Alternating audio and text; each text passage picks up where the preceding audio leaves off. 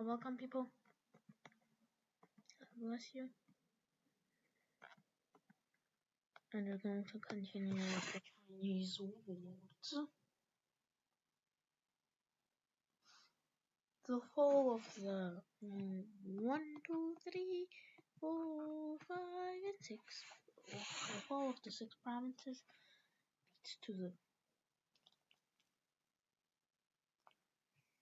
leads to revolts in the northern provinces, which Korea makes advantage of, seeing it as a chance to reform its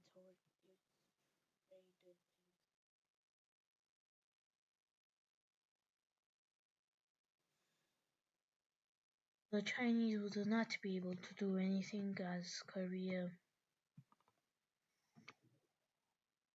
takes over their provinces and provinces and provinces.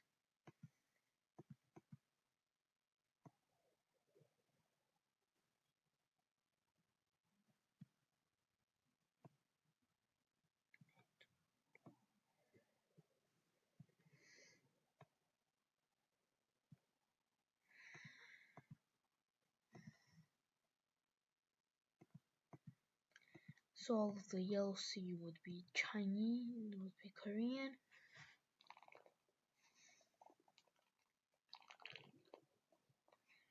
This would cause the Chinese Empire to literally collapse. This would lead to the new government. This would lead to the Chinese warring states and the Chinese feudal era.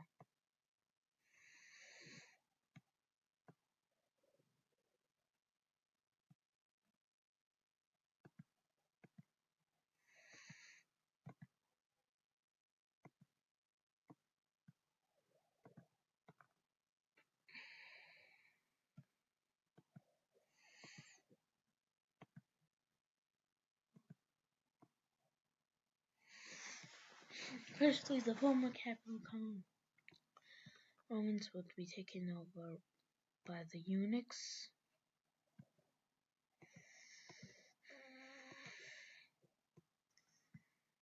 Now, of course, this mainly happened due to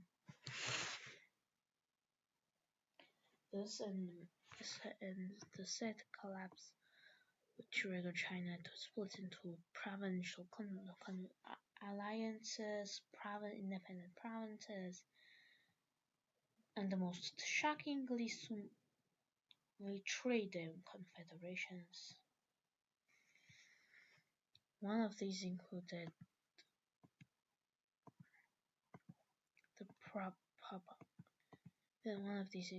this part of China, which became the northern river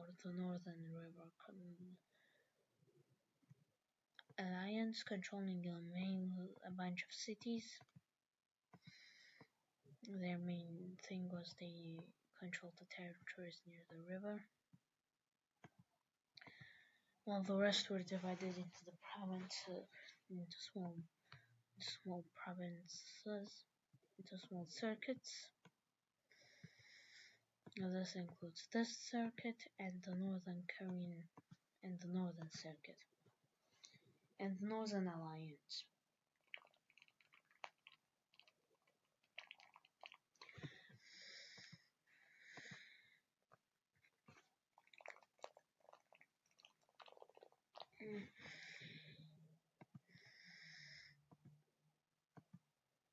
These countries are really big.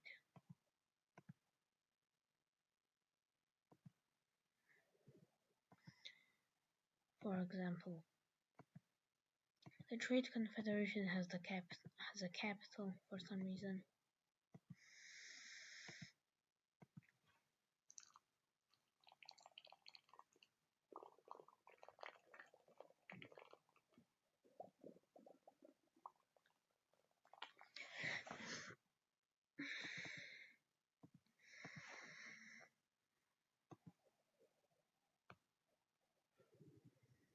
So let's look into Poland.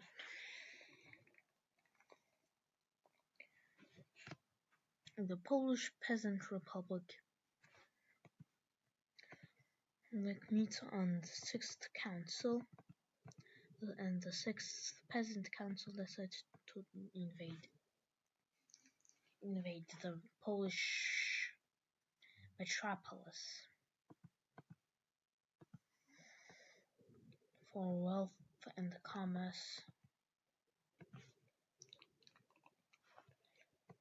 Now it is pretty shocking that the Peasant Republic does this, but these peasants are fueled by rage and nationalism and patriotism, and have a destiny of restoring the and feel like they have the destiny of restoring Poland with a peasant republic.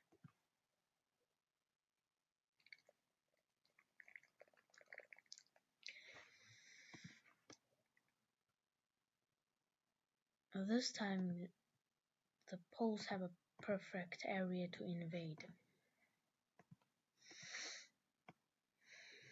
that being Pomerania.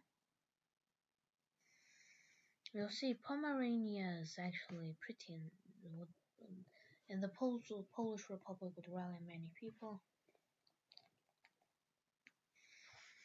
and many peasants which were disappointed by the king. It would cause the collapse of this territory and the Polish nationalists, which became slowly less of a peasant anarchy-like republic and more of an democratic more than populistic republic, would establish a puppet state, not a vassal, because a vassal doesn't have to agree with his master, but a puppet state is a puppet state. This country would be removed from the empire, the Germanic Empire. This would give higher alone to the Germanic Empire,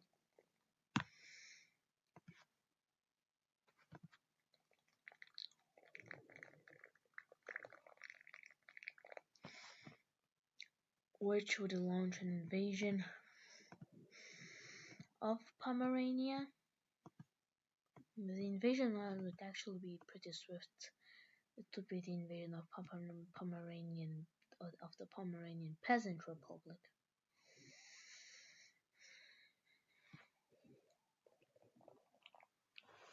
The German Empire is moving in fast, there would be massive amounts of atrocities committed in this region.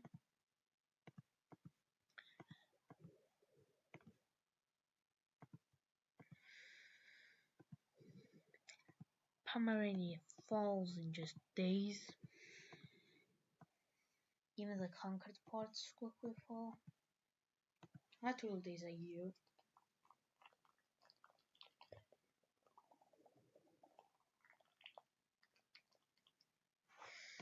And the empire moves into Poland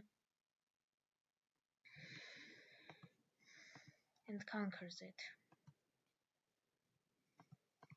The empire has a question: does it turn Poland into a feudal fiefdom, or does it manage by itself? The managing by itself should sound the easier option, but it would be overextended. And Denmark and the other fiefdoms could be really easily just demand for territory massively, so they of course do that. The Kingdom of Denmark gets this area. The Kingdom of the Duchy of Mecklenburg, the Duchy of Lusatia gets this, and Czechia expands, and the Czechians get this, fulfilling their darkest desires to the Poles.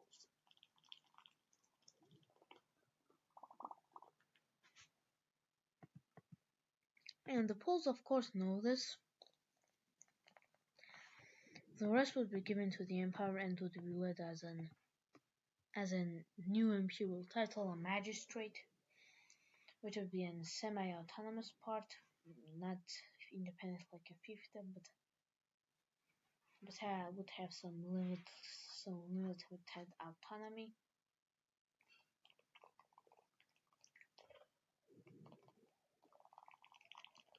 But even this new military rule falls instantly, as Poles want a representation in Germany, as many were actual descendants from Germans. So yes, establishment, the reformation of Poland. So yeah, Poland is reformed. But the reformation of Poland, while it might sound like no big deal, it's a big deal. Because that means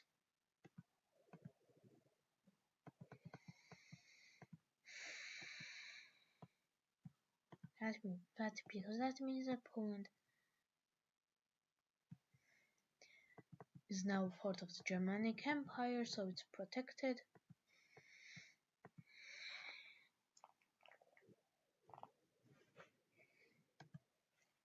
And so the Poles definitely use that as an advantage.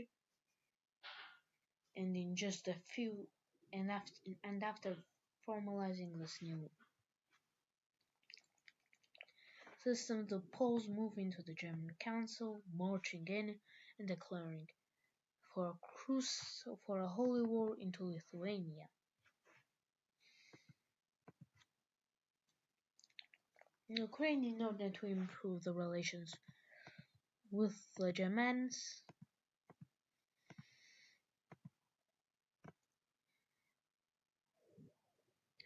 would also intervene in the side of these people, so that when the Poles inevitably attack Ukraine, the empire would say no, and Poland would become much weaker.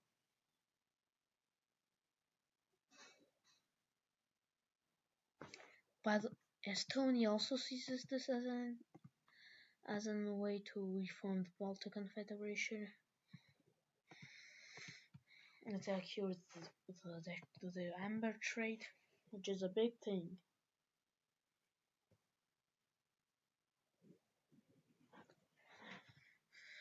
And at the end of the war, the Baltic Confederation is restored as the Baltic Empire. The reapers of the war would actually be the Baltic Empire, or the newly formed Baltic Empire, because the Poles just gain a lot of prestige. They gain a lot more influence in the empire.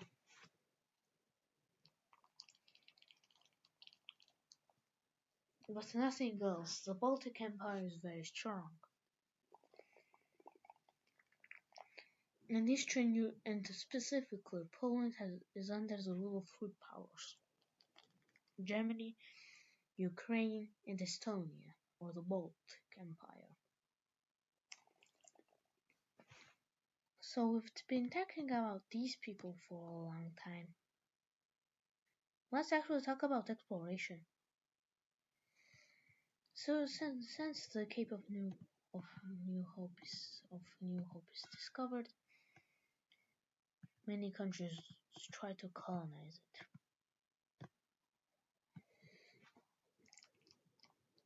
it. And some basic settlements are set up. While meanwhile in Africa, the Senegal, a huge split happens, as on the river the western half breaks off, becoming Nigeria.